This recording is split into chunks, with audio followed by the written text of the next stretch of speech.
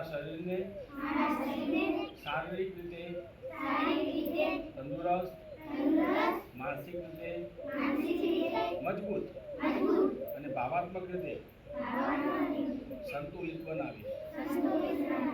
હું મારા મિત્રો અને મારા ભાઈઓ સાથે જરૂરી એવી શરીરને લગતી શારીરિક કસરત થાય એવી રમત રમીશ અને દરેક સ્પર્ધામાં ખેલદિલીથી ભાગ લઈશ.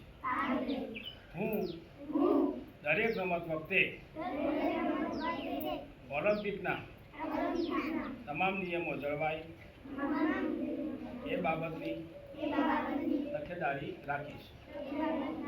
જય હિન્દ.